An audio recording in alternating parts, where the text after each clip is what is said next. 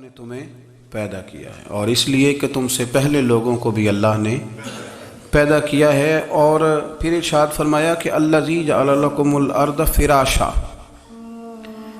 وہی رب ہے جس نے تمہارے لیے زمین کو فرش بنایا ہے، والسماء بناء، اور آسمان کو چھت بنایا ہے، وانزل من السماء ماء فاخرج به من الثمرات رزقا لکم، زمین کو فرش بنایا، آسمان کو چھت بنایا، پھر آسمان سے پانی برسایا جس کے ذریعے پھل نکالے، اور وہ بھی کسی اور کے لیے نہیں، رزق لکم، تمہارے رزق کے لیے، وہ بھی تمہارے رزق کے لیے۔ یہ ساری نعمتیں تمہیں دی ہیں، اب فلا تجعلوا للہ اندادا، اب تم اللہ کے ساتھ کسی کو شریک نہ بناؤ، وانتم تعلمون، اور تم جانتے بھی ہو، تمہیں خبر بھی، تمہیں پتہ ہے کہ عبادت اللہ کی کرنی چاہیے، تمہیں پتہ ہے کہ نماز پڑھنی چاہیے، تم جانتے ہو کہ نوافل ادا کرنی چاہیے، تمہیں پتہ ہے کہ سجدے آنکھیں بند کر کے جھوٹ کی زندگی جی کے، اپنے ساتھ بددیانتی کر کے، دھوکہ دے کے، اپنے آپ کو دائیں بائیں، اپنے آپ کو کہیں مصروف رکھ کے کچھ وقت ضائع تو کر لیتے ہو، پر تمہیں پتہ تو ہے نا کہ عبادت اللہ کی کرنی، تمہیں اس کی خبر ہے۔ فرمایا اس رب کی، دیکھیں نا، انسان پر اگر کوئی شخص نیکی کر دیتا ہے، احسان کر دیتا ہے، تو انسان اس کے سامنے پھر گردن نہیں اٹھا سکتا، یار یہ میرے مشکل وقت کا دوست ہے، اس نے میرے ساتھ نیکی کی ہے، کبھی بھی گردن نہیں اٹھائے گا، جھکا کے رکھے گا۔ تو اگر عام کوئی نیکی کر دے تو اس کے سامنے انسان کبھی گردن نہیں اٹھاتا، تو جو رب ساری نعمتیں عطا فرمائے، جو کہے کہ تیری تخلیق میں نے کی، تجھ سے پہلوں کو بھی پیدا میں نے کیا، تیرے لیے زمین کا بچھونا بھی میں نے بچھایا، آسمان کی چھت بھی میں نے لگائی، تیرے لیے زمین سے ساری اناج کو، پھل کو، کھیتیوں کو نکالا بھی تیرے لیے، اب تو اس طرح کر کہ تو میری عبادت کر، تو میری بارگاہ میں جھک جا۔ بہت سارے نشے لوگوں کو لگے ہوئے ہوتے ہیں، ہر آدمی کوئی نہ کوئی نشہ کرتا ہے، کوئی دولت کا کرتا ہے، کوئی شہرت کا کرتا ہے، کوئی اپنی تعریف کا نشہ کرتا ہے، دو چار لوگوں سے تعریف سن کے مطمئن ہو جاتا ہے۔ ناراض تو نہیں ہو گیا اس جملے سے آپ؟ کرتے ہیں لوگ دولت کا نشہ بھی، یہ جب نقصان ہوتا ہے تو بندے بیمار نہیں ہو جاتے، پیسے ڈوب جاتے ہیں تو لوگ بیمار نہیں ہو جاتے، تو اس کا مطلب یہ ہوتا ہے کہ نشہ ٹوٹ گیا ہے۔ اب بہک ہوئے ہیں نا تھوڑے سے تو کانپتے ہیں، تڑپتے ہیں، پریشان، نشہ ہی اسی طرح ہی کرتا ہے نا، نہیں ملتا تو پریشان ہوتا ہے۔ یہ سارے نشے ہیں، مختلف قسم کا نشہ۔ ہم مانتے نہیں اس بات کو، تسلیم نہیں کرتے، کیونکہ تسلیم کرنا بڑا مشکل کام ہے، اس کے لیے تو بڑی ساری چیزیں جو ہیں وہ دبوچ کے اور بڑی سارے رستے پھلانگ کے آنا پڑتا ہے، تو بڑا مشکل ہے ماننا، ورنہ کرتے ہیں ہم، ہمارا مزاج ہے۔ یہ گھومنے پھرنے کا، دنیا دیکھنے کا بھی ایک نشہ ہے، یہ بہت ساری باتیں کرنے کا بھی ایک نشہ ہے، گپ شپ کا بھی ایک نشہ ہے۔ دو چار لوگوں کی جب تک پگڑیاں نہ کھول لیں، بعض لوگوں کو نیند نہیں آتی، یہ غیبت کا، چغلی کا، بددیانتی کا، یہ بھی ایک نشہ ہے۔ اس پر ملا رومی رحمۃ اللہ نے بڑا کلام لکھا ہے، وہ کہتے ہیں مانگ کے کھانے کا بھی نشہ ہے، مانگ کے کھانے کا بھی نشہ ہے۔ وہ کہتے ہیں کہ ایک بھیک مانگنے والی خاتون تھی، تو بادشاہ کے پاس بھیک مانگنے آئی، تو بادشاہ کو پسند آ گئی، اس نے شادی کر لی۔ اب اس کو عادت تھی بھیک مانگ کے کھانے کی، تو وہ کنیزوں سے کہا کرتی تھی کہ فٹافٹ نہ روٹی لے کے آیا کرو، میں 2-3 دفعہ مانگوں تو پھر لایا کرو، چونکہ ایک نشہ ہے نا، تو میں مانگوں 2-4 دفعہ تو پھر۔ تو انسان بہت سارے نشے کرتا ہے، یہ مانتا نہیں، یہ موبائل، یہ فیس بک، یہ سارے نشے ہی ہیں، اپنی فوٹو لگا لینا، سارا دن اسی کو دیکھتے رہنا۔ اور بڑے بڑے سیانے بندے جو وزادار ہیں، بڑے وزادار لوگ ہیں، لیکن وہ بھی سنجیدگی کے قائل نہیں، اس طرح کے نشوں کا شکار ہیں۔ یہ سارے نشے ہیں جو ہم نے پال لیے۔ ہمارے صوفیاء، ہمارے بزرگ فرماتے ہیں کہ تم اس طرح کرو، اگر سارے نشوں سے بچنا چاہتے ہو تو سجدے کا نشہ شروع کرو، سجدے کا نشہ شروع کرو۔ یہ نا اقبال کہتے ہیں عطار ہو رومی ہو رازی، آپ بات کو سمجھیں، عطار ہو رومی ہو رازی ہو غزالی ہو کچھ ہاتھ نہیں آتا بے آہ سحرگاہی۔ کہتے ہیں بہت بڑا صوفی ہو جیسے فرید الدین عطار تھے، بہت بڑا تصوف کا امام ہو جیسے امام غزالی تھے، بہت بڑا تفسیر کا استاد ہو جیسے امام رازی ہو، عطار ہو رومی ہو رازی ہو غزالی ہو، پر کچھ ہاتھ نہیں آتا بے آہ سحرگاہی۔ اگر سویرے اٹھ کے روتا نہیں نا اللہ کی بارگاہ میں، اگر تہجد نہیں نہ پڑھتا تو کچھ ہاتھ نہیں آتا بے آہ سحرگاہی، پھر اس کو کوئی چیز نصیب۔ میری بات کی سمجھ آ رہی ہے آپ حضرات؟ جب تک آپ سویرے نہیں اٹھتے، آپ اللہ اللہ نہیں کرتے، آپ کو نوافل کا چسکا نہیں، عبادت کا مزہ نہیں، فرمایا میری عبادت کرو، یہ شوق پیدا کرو، میں نے تمہیں پیدا کیا ہے۔ ہم لوگوں کے نشے مختلف نشے، بڑا عجیب رنگ ہے۔ محفل کی صدارت کرنے والے بڑے پیر صاحب، بڑے القابات، اوہو بیچ میں سے بندہ تلاش کرنے سے بھی نہیں مل رہا، اتنے بڑے لقب ہیں اس کے، لیکن وہ سج سنور کے 2.5 گھنٹے بیٹھا رہا محفل میں، اور نماز کا وقت آیا تو اس نے مختصر سی پڑھی، وہ نکل گیا، وہ ہلکے سے سجدے کیے، او اتنا بڑا عشق رسول نعت کا، او ہو کیا بات ہے، اور عشق رسول کا بہت بڑا پیغامبر، بہت بڑا مبلغ، وہ بیچارہ سمجھ ہی نہیں سکا کہ اللہ کے رسول نے فرمایا تو نماز پڑھ میری آنکھیں ٹھنڈی ہو جائیں گی۔ تو یہ نشے کے عادی تو ہیں پر حقیقت کے قائل نہیں ہیں۔ یہ بس ٹھیک ہے خوابوں کی دنیا میں لوگ زندہ ہیں، پر جن کو یہ جو نشہ تھا نا عبادت کا، یہ میرے رسول پاک کی چاہت ہے، یہ میرے نبی کریم علیہ السلام کی۔ آپ دیکھیں نا حضور مہینوں جا کے غار حرا میں بیٹھتے، کیا وہاں تبلیغ کرتے تھے؟ کوئی کتاب لکھتے تھے؟ رسول کریم علیہ السلام مہینہ رہتے غار حرا میں، کوئی نہ مجھے دیکھے، کوئی نہ مجھے ملے، حضور یہاں کیا ہے؟ فرمایا میں اپنے رب کی عبادت کروں گا۔ نبی کریم علیہ السلام نے سجدوں کے ساتھ پتھروں اور پہاڑوں کو آباد کر دیا، سجدوں کے ساتھ۔ آپ کا سجدہ آپ کو بہت ساری چیزوں سے چھڑا لیتا ہے، یہ بہت ساری جگہوں سے جھکنے سے بچا لیتا ہے۔ صوفیاء اولیاء یہ کیا کرتے تھے؟ یہ سجدے کا ذوق ہی تو پیدا کرتے تھے، سجدے کا ذوق۔ شاہ عبد العزیز دباغ رحمۃ اللہ تعالی علیہ اپنے مریدوں سے فرمایا کرتے تھے کہ اگر تم پکے نمازی بن جاؤ نا، تہجد گزار ہو جاؤ، تو میرے پاس آنا جانا چھوڑ دینا۔ عرض کی حضور کیوں؟ فرمایا میں تمہارے اور رب رسول کے راستے میں رکاوٹ نہیں بننا چاہتا، اور میرا مقصود ہے تمہیں وہاں تک پہنچانا، جب پہنچ گئے تو پھر میری ضرورت ختم ہو گئی۔ ہاں کبھی وسوسہ آئے، شک پیدا ہو، تکلیف ہو تو آنا، ورنہ میں نہیں چاہتا کہ میں رکاوٹ بنا رہوں۔ تم اللہ اللہ کرو، اس مالک کو راضی کرو۔ میرے رسول پاک علیہ وسلم نے فرمایا بندہ اللہ کے سب سے قریب اس وقت ہوتا ہے جب وہ سجدے کی حالت میں ہوتا ہے۔ کس کے قریب ہوتا ہے؟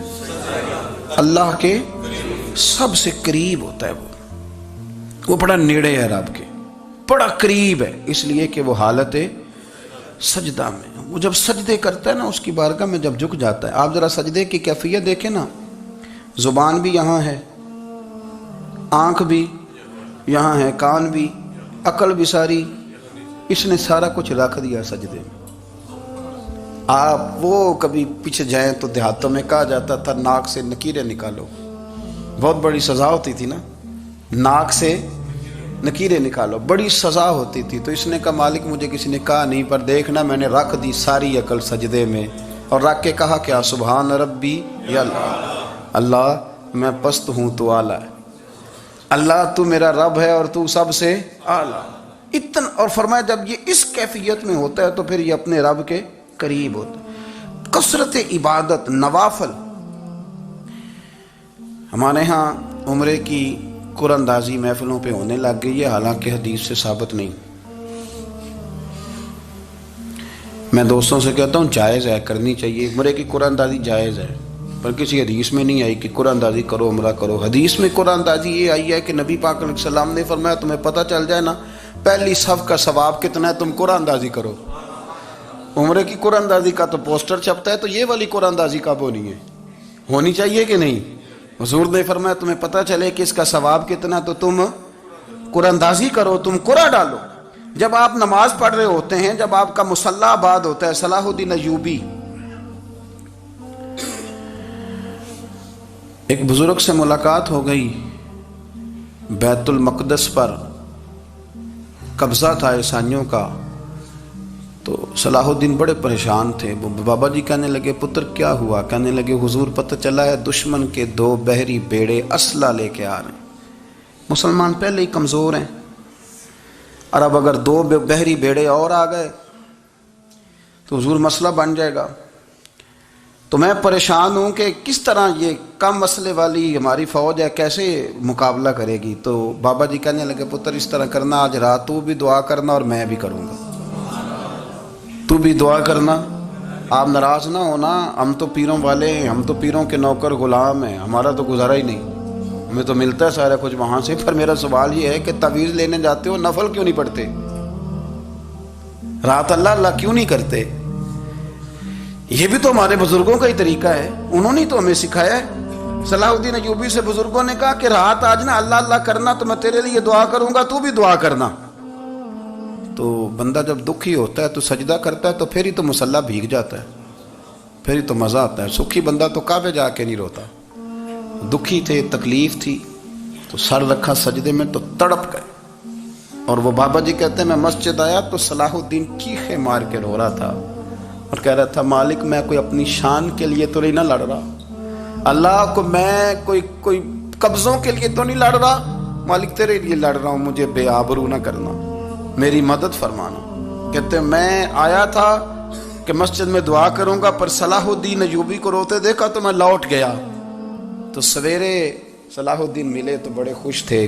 میں نے کہا پتر کیا ہوا؟ کہنے لگے حضور وہ بحری بیڑے 2 آ رہے تھے نا اسلحہ لے کے، دونوں ڈوب گئے پانی میں ڈوب گئے۔ تو بابا جی کہنے لگے صلاح الدین وہ پانی میں نہیں ڈوبے، وہ تیرے آنسوؤں میں ڈوب گئے، وہ غرق ہو گئے، وہ جو تو نے مصلی بات کیا تو وہ تیرے آنسوؤں میں ڈوب گئے، وہ غرق ہو گئے، وہ تباہ، اتنے قیمتی تھے تیرے آنسو کے بہا لے گئے دشمن کے بحری بیڑوں کو۔ میرے بھائی ٹھیک ہو گیا جی، میرے عزیز سمجھ لیں اس بات کو ہمیشہ کے لیے، اور اس پر غور کر لیں اچھے طریقے سے کہ میرے رسول کریم سید عالم صلی اللہ علیہ وسلم نے نا ہماری توجہ دلائی، حضور نے ہمیں بتلایا، ہمارا ذوق بڑھایا عبادت کی طرف۔ ایک صحابی تھے حضرت ابو فاطمہ رضی اللہ تعالیٰ عنہ، یہ ترمذی شریف کی حدیث ہے۔ نبی پاک علیہ السلام نے فرمایا ابو فاطمہ قیامت کے دن مجھ سے جلدی ملنا چاہتے ہو کہ دیر کے ساتھ؟ تو کہنے لگے حضور کون ہوگا جو دیر سے ملنا چاہے گا، ہم نے تو جان دے دی وعدہ دیدار پر۔ اعلیٰ حضرت فرماتے ہیں جان دے دی وعدہ اور نقد اپنا دام ہو ہی جائے گا۔ مجھے لگتا ہے کہ یہ سودا نقد و نقد ہو جانا ہے، چونکہ ہم نے جان دے دی وعدہ دیدار پر۔ آپ نے وعدہ کیا تھا کہ مریں گے تو پھر زیارت ہوگی، تو مر گئے ہم زیارت کی خاطر۔ جان دے دی وعدہ دیدار پر، تو نقد اپنا دام ہو ہی جائے گا۔ اے رضا ہر کام کا ایک وقت ہے، دل کو بھی آرام ہو ہی جائے گا۔ تو حضرت ابو فاطمہ رضی اللہ تعالیٰ عنہ سے نبی پاک صلی اللہ علیہ وسلم نے فرمایا جلدی ملنا چاہتے ہو کہ دیر سے؟ عرض کی حضور فٹافٹ ملنا ہے، میں نے قیامت کے دن آپ سے جلدی ملنا ہے۔ تو نبی پاک علیہ السلام نے فرمایا پھر اس طرح کرنا، دنیا میں رہ کے سجدے زیادہ کرنا، پھر سجدے زیادہ کرنا، قیامت میں ملاقات جلدی ہو جائے گی، قرب ملے گا تمہیں۔ اپنے بچوں کے اندر دیکھیں نا، ہم شوق پیدا کرتے ہیں، ہمیں صحیح لفظ نہیں بولنے آتے، پر ہم بچوں میں شوق پیدا کرتے ہیں کہ پتر ڈاکٹر بن جائے گا تو بڑا نفع کرے گا، تو لوگوں کی خدمت کرے گا، ملک و ملت کی خدمت کرے گا، تیرے ابا کا نام روشن ہوگا، تیرے دادا کی تعریفیں ہوں گی۔ ہم یہ ذوق پیدا کرتے ہیں، ہم اپنے نوجوانوں کے اندر یہ فکر پیدا کرتے ہیں، انہیں ہم سمجھاتے ہیں کہ میاں جب تم پڑھو گے، محنت کرو گے تو فلاں آدمی کی طرح تمہارا نام ہوگا۔ یہ جتنا ذوق ہم بچوں کے اندر ان چیزوں کا پیدا کرتے، ہمیں حکم ہے کسی طرح ہم ذوق پیدا کریں کہ پتر نماز پڑھے گا تو اللہ راضی ہو جائے گا، تو سجدہ کرے گا۔ دیکھیں نا میرے رسول کریم علیہ السلام نے فرمایا 7 سال کے بچے کو مسجد لے کے جاؤ، یعنی اسے شوق دلاؤ، اس کے اندر یہ خاصیت پیدا کرو کہ اس کا دل کرے مسجد میں جانے کا، اس کے اندر یہ خصوصیات لاؤ کہ وہ ہمارے ہاں نا ہر چیز کو پروموٹ کیا جا رہا ہے، ہر چیز کو، ہر چیز کو، یعنی سر سنگیت سکھانے کے لیے اکیڈمیاں بن گئی ہیں، ہر شے پروموٹ ہو رہی ہے، عبادت کا جذبہ کم ہوتا جا رہا ہے، اللہ اللہ کا ذوق ہمارے اندر نہیں رہا۔ اور اتنا مشکل ہم نے اپنے لیے بنا لیا ہے کہ وہ بندہ جو بڑی زبردست مذہبی گفتگو کر رہا تھا اور تگڑی بات کر رہا تھا، کیا بات ہے، لیکن نماز کے بارے میں کمزوری دکھا جاتا ہے، نوافل کے بارے میں وہ چپکے سے نکل جاتا ہے۔ امام احمد بن حنبل رحمۃ اللہ تعالی علیہ، مسند امام احمد بن حنبل 14 جلدوں میں ہے مارکیٹ میں، اور مجھے تو خیر پسند ہی بڑی ہے، میں نے تو کئی دفعہ پڑھی ہے، اور کیا بات ہے امام احمد بن حنبل کی، کیسے تگڑے قسم کے محدث تھے اور اللہ نے کتنا انہیں اعزاز عطا فرمایا ہوا تھا۔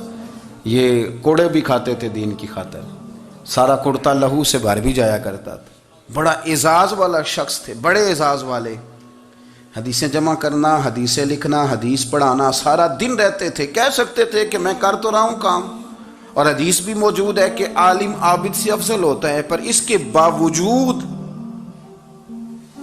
امام احمد بن حنبل رحمۃ اللہ علیہ 300 نفل فرض نمازوں کے علاوہ پڑھا کرتے تھے، 300 نوافل روز پڑھا کرتے تھے۔ ان کے بیٹے نے کہا ابا جی مکان خریدنا ہے تو وہ جگہ کہاں کر کے لوں، بہت ساری آبادیاں، تو فرمایا پتر وہاں لینا جہاں مسجد قریب ہو۔ میرے رسول کریم سید عالم صلی اللہ علیہ وسلم اتنا پسند کرتے مسجد کو، اتنا پسند کرتے نماز کو، کہ رسول کریم صلی اللہ علیہ وسلم تہجد کی نماز بھی پڑھتے، پھر حضور فجر کی نماز بھی پڑھتے، نبی پاک وتر کو الگ کر کے پڑھتے، عشاء کے ساتھ نہیں پڑھتے۔ یہ تو ہم اس لیے اجازت دی ہمارے بزرگوں نے کہ بعد میں اٹھے گا کون علیحدہ وتر پڑھنے کے لیے، عشاء کے ساتھ پڑھ لے، وتر پڑھتے، تہجد پڑھتے، فجر پڑھتے، اشراق پڑھتے، چاشت پڑھتے، پھر مغرب کی نماز کے بعد 6 رکعت اوابین پڑھتے، پھر رات کو صلاۃ اللیل پڑھتے۔ سیدہ عائشہ صدیقہ کہتی ہیں زمانہ سو جاتا اور میرے رسول مصلی بچھا کے کھڑے ہو جاتے، او یار کھیتی باڑی کر کے نہیں، محنت مزدوری کر کے نہیں، جناب عائشہ کہتی ہیں میں یہ بھی دیکھتی کہ حضور ایک آیت شروع کرتے تو ساری رات اسی کو پڑھتے، اور میری نظر جاتی تو قدم مبارک پہ ورم آ جاتا۔ یار نماز پڑھ پڑھ کے، اتنی مشقت کر کے، اتنی جد و جہد کر کے ورم آ گیا، یا رسول اللہ اتنی محنت کیوں کرتے ہو؟ فرمایا افلا اکون عبدا شکورا، کیا میں اپنے رب کا شکر گزار بندہ نہ بنوں؟ صحابہ کا ذوق عبادتوں کا، ریاضتوں کا، تلاوتوں کا، طبیعت ہے ان کی، وہ ایک دوسرے کو، حضرت مولا علی شیر خدا کرم اللہ تعالی وجہہ الکریم کے زمانے میں روم کے بادشاہ نے کہا یار یہ مسلمانوں کا پتہ تو کرو، یہ آخر کیوں اتنے زیادہ مجاہد ہیں؟ اس زمانے میں جاسوس بھیجنے کا مزاج تھا، اب تو جاسوس پکڑا جاتا ہے، اب تو جاسوس ہو، اور جاسوسی کا شوق ویسے آج بھی ہے۔ عرض کروں تھوڑی سی بات اس عنوان سے، پتہ کیا ہمارا مسئلہ ہے؟ ہم جہاں جاتے ہیں نا وہاں تھوڑی خوشبو سونگنے کی کوشش کرتے ہیں، وہ کیا ہے تو یہ کیا ہے تو ادھر کیا ہے تو تھوڑا سا ادھر کیا ہے۔ میرے رسول پاک پڑھیے درود شریف، سارے پڑھیے ذرا زور سے، صلی اللہ تعالی۔ نبی پاک علیہ السلام نے فرمایا جاسوسی نہ کرنا ورنہ تم بندوں کو خراب کر دو گے، اور فرمایا اس طرح نہ ہو کہ تم کسی کے اب کھول نہ نکلو تو تمہارے پہلے کھول جائیں۔ یہ جو ذوق ہے نا یہ ختم کریں، چھوڑیں، مطلب آپ کس چکر میں پڑے ہوئے ہیں، اتنی زیادہ توجہ کرنے کی کیا ضرورت ہے؟ اپنے کام سے کام رکھیں، اس میں بندہ تھوڑا سا نا آسان رہتا ہے۔ یہ جو بہت زیادہ ٹٹولنے والے لوگ ہوتے ہیں نا وہ بیچارے پھر عمر ٹٹولتے ہی گزار دیتے ہیں، اس لیے کہ مزاج ہی بہت پکا ہے، بوری کا منہ کھول کے اندر تک ہاتھ ڈالنا، تو پھر کئی دفعہ سامنے سے بچھو بھی لڑ جاتا ہے، خرابی ہوتی ہے۔ تو جاسوسی کی جاتی تھی، اس نے بھی جاسوس بھیجے، کیونکہ قبیلوں کے لوگ تھے، کچھ مسلم کچھ کافر، پہچانے نہیں جاتے تھے لوگ، تو کچھ لوگ اس نے بھیجے، انہوں نے آ کے نا تحقیق کی،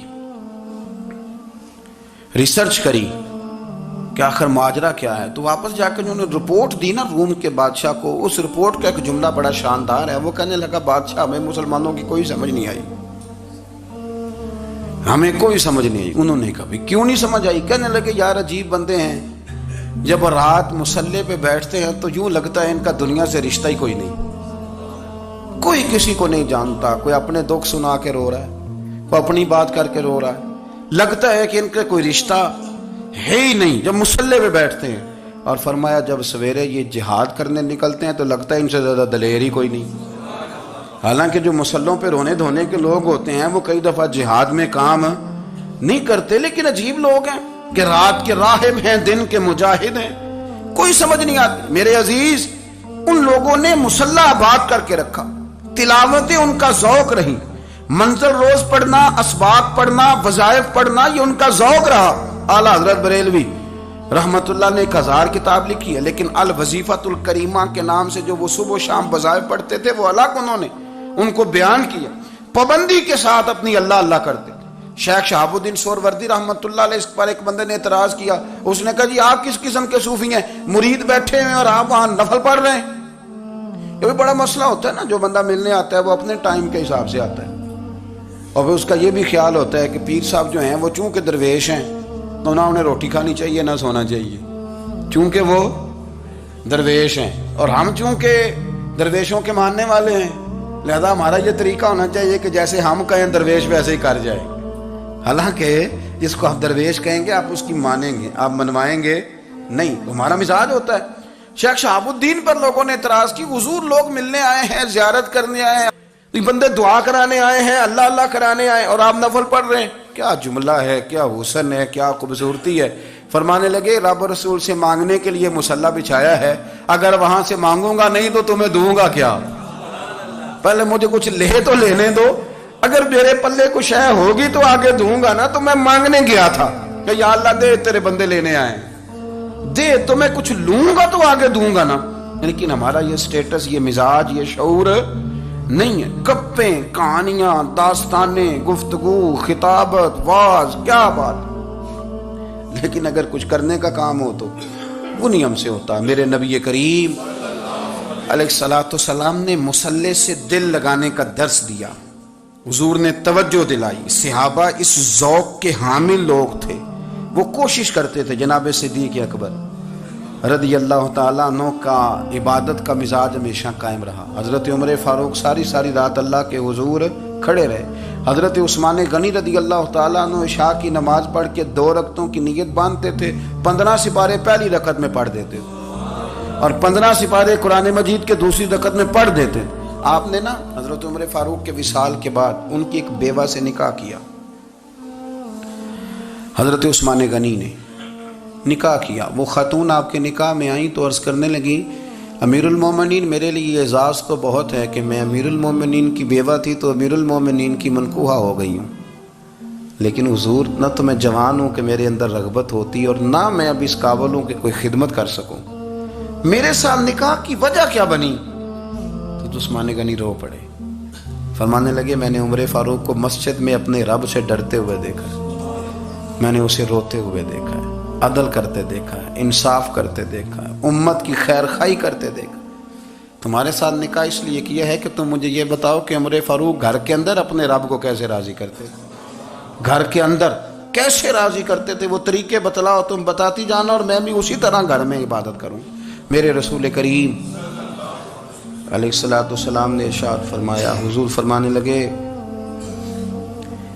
جس گھر میں اللہ کا ذکر ہوتا ہے وہ گھر زندوں کا ہے، اور جس گھر میں رب کریم کا ذکر نہیں ہوتا وہ گھر زندوں کا نہیں ہے۔ گھر نا ہم نا کتابوں میں پڑھتے ہیں کہ ایک بزرگ کہتے ہیں، حضرت فضیل بن ایاز کہتے ہیں کہ میں ایک گلی سے گزر رہا تھا تو گھر کے اندر کسی قاری صاحب نے قرآن کی آیت پڑھ دی، ولی من خاف مقام ربہ جنتان، میں تے میرے کانوں سے ٹکرائی تو اللہ نے میری کایا ہی پلٹ دی، میں توبہ کر گیا۔ اب گھر کے اندر سے آواز آئے تو صحیح نہ تلاوت کی، پر اندر سے آواز آتی نہیں، یا ڈیک بجنے کی آواز آتی ہے، یا ٹی وی چلنے کی آواز آتی ہے، یا دھوم مچانے کی آواز آتی ہے۔ عبادت کا وہ جو خاص شوق تھا، وہ جو حسن تھا، وہ جو توانائی تھی، وہ جو بات تھی۔ ایک جگہ پہ ہم بیٹھے تھے تو وہاں ایک صاحب آئے اور انہوں نے آتے ہی کہا کہ مہربانی کریں ذرا مجھے مصلی دے دیں، میرے نہ کچھ نفل رہ گئے، تو میں نے وضو کر لیا تو کوئی مصلی مل جائے۔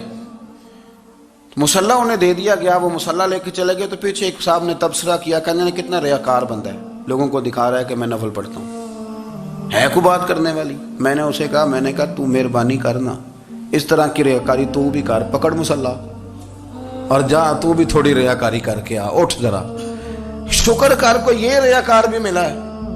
کوئی نفل پڑھ کے ریاکاری کر رہا ہے. اللہ کا میں کہتا ہوں کو پڑھے تو صحیح نہ یار، یہ کوئی دور ہے نفل پڑھنے کا؟ اس میں تو لوگوں کا مزاج ہی نہیں، طبیعت ہی نہیں. میں نے کہا چل مہربانی کر یہ لے مصلی اور تو بھی جا تھوڑی سی یا کر یا ریاکاری کرو تو صحیح نا. مزاج ہی نہیں، ذوق.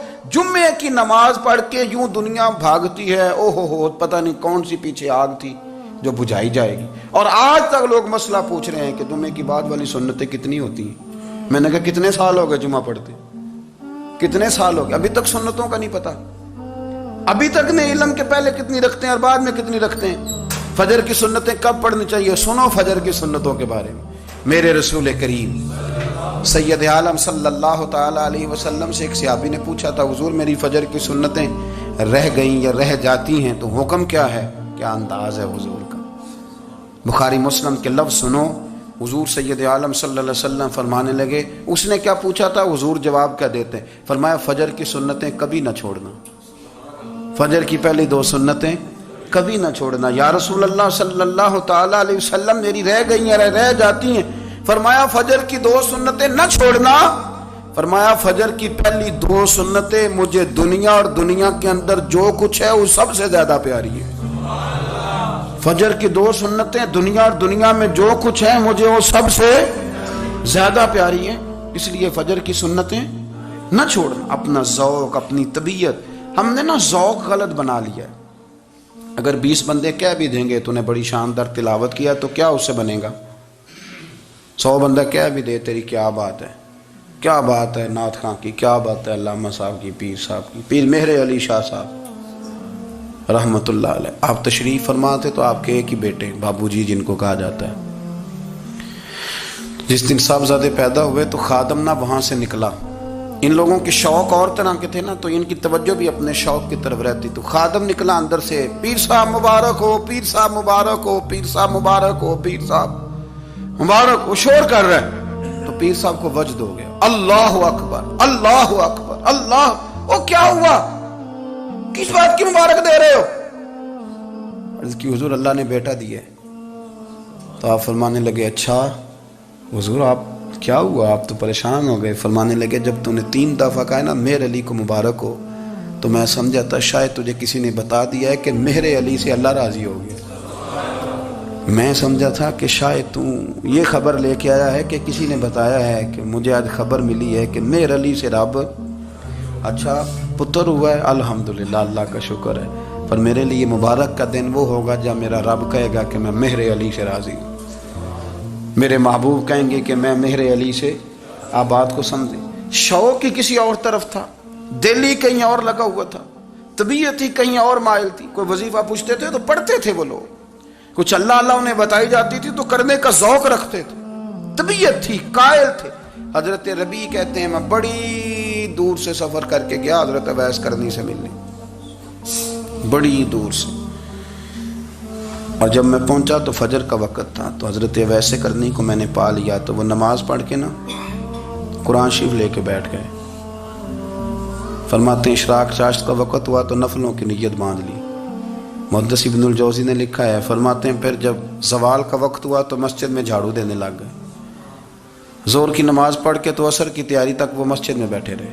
اور میرے نبی پاک علیہ السلام نے فرمایا جو نماز کے انتظار میں بیٹھا ہو وہ نماز ہی میں ہے، وہ نماز ہی میں ہے. فرمایا میری دنیا میری امت کی جو رہبانیت ہے نا وہ اتنی ہے کہ نماز کا انتظار کرے. اذان کے بعد نماز کا یہ راہب ہے، یہ اس وقت چھوڑ کے بیٹھے ہیں سارا کچھ. فرماتے ہیں عصر تک انہوں نے اللہ اللہ کی، پھر مغرب تک کی، عشاء کی نماز ہوئی تو نماز پڑھی تو وہ تھک گئے. اب مجھے وہ فارغ ہوں مصلی چھوڑے تو میں ملاقات کروں نا. یہ آپ حیران نہ ہو کہ اتنی دیر بندہ کیسے اللہ اللہ کر. ہم نے کی نہیں نا اس لیے ہم پریشان ہیں. جو عادی ہوتے ہیں وہ کر بھی لیتے ہیں. وہ یہ کام میری بات کی سمجھ آ رہی ہے؟ جب جاتے ہو کسی دفتر میں تو 8 گھنٹے کھڑے رہ لیتے ہو نا، مجبوری ہوتی ہے تو کھڑے رہا جا سکتا ہے. پاسپورٹ کے دفتر بولیے، امیگریشن کی لائنوں میں، اور میں نے تو امبیسیوں میں بندے 12 گھنٹے پہلے جا کے کھڑے دیکھے، رہ لیتے ہیں کھڑے. تو اگر ان کاموں کے لیے رہا جاتا ہے تو اللہ رسول کے لیے بھی کھڑے رہا جا سکتا ہے. تو فرمانے لگے کہ جب عشاء کی نماز کے بعد آخر انسان تھے، تھک گئے، نیند کا غلبہ ہوا تو تھوڑی ایسے آنکھ بند ہوئی تو کھولی تو رونے لگے. حضرت ویسے کرنی ہے. رو کے کہنے لگے مالک مجھے غافل تو نہ کر, ابھی میں نے کیا بھی کچھ نہیں, دن ختم ہو گیا, کوئی نفل نہیں, کوئی اللہ اللہ نہیں, اللہ مجھے غافل نہ کر, میری مدد فرما.